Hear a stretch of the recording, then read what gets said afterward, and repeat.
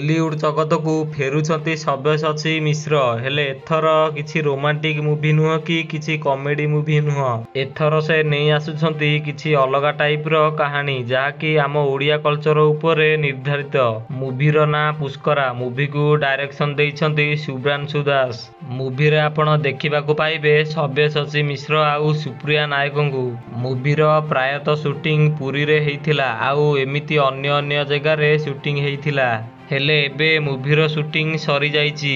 Movie କେବେ release ହବ ସେ ବାବଦରେ କିଛି ଅପଡେଟ୍ ଆସିନି।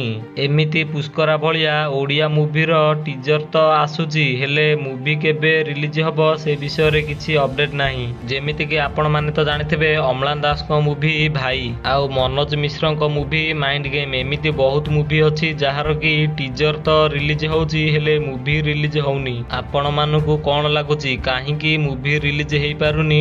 ଟିଜର ଆସିବାର 7-8 ମାସ ପରେ ବି ମୁଭି କାହିଁକି ରିଲିଜ୍ ହେଇପାରୁନି? କମେଣ୍ଟରେ ନିଶ୍ଚୟ ଜଣାନ୍ତୁ।